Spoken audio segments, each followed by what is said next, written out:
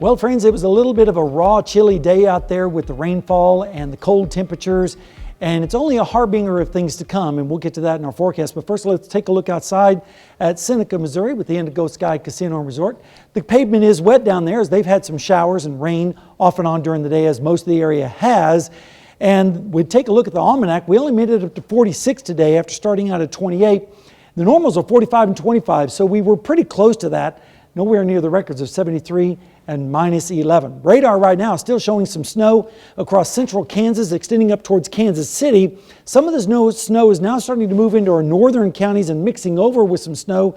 Winter weather advisory is in effect for parts of Kansas until midnight. Let's zoom in. We're going to zoom out first and show you the big storm system as it pulls out into the plains. We're expecting this to continue to move to the east, and as it does, cold air will spill in from the north, and that is what we're expecting, the changeover from rain to mix over with a little bit of snow. Temperatures right now are generally in the 30s, but notice up to the north and west, it's getting colder. 36 in Yates Center, 34 in Iola. Notice also the winds are starting to turn more to a northerly direction, helping filter in that colder air. Temperatures this evening are generally slightly warmer tonight than they were last night, but dew points are up as well, with dew points generally in the mid to upper 30s across our area. In fact, in Joplin right now, we're sitting at 38 degrees with an east wind at 8, so it feels like 32 out there with a dew point of 34, and the humidity is pretty high at 86%. Rain chances are going to be pretty high this evening, but notice they drop off significantly as we go through the overnight hours, and then we'll have that chance of mixture as we go into the morning hours. Not expecting any accumulation with this system.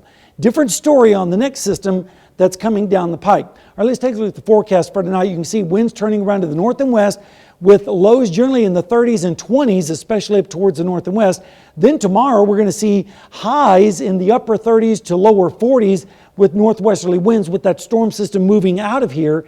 Then as we go into Monday morning, we're going to see lows generally in the 20s with light and northerly winds. And then as we go through Monday afternoon, we're going to see temperatures in the lower 40s, but notice the clouds are going to start to increase once again from the west, and that's ahead of the next storm system that's going to be impacting our area on Tuesday evening. And by Tuesday morning, we're going to see lows pretty much in the 20s. Now, I'm going to show you this map, but please don't put this in stone. This is a forecast of what the snowfall is expected to be after the second storm. Keep in mind, a slight deviation in the track could move the axis further to the north and west or further to the south and east. But right now, I think around 4 inches here in the Joplin area, higher amounts along and south of I-44, down in northwestern Arkansas and south central Missouri, maybe around 8 inches over in Branson. But we're going to be updating that map as we go through time. Here's tonight's storm system. That moves away, then the big system drops down into the deserts of the southwest and then pulls out into our area Tuesday night into Wednesday morning.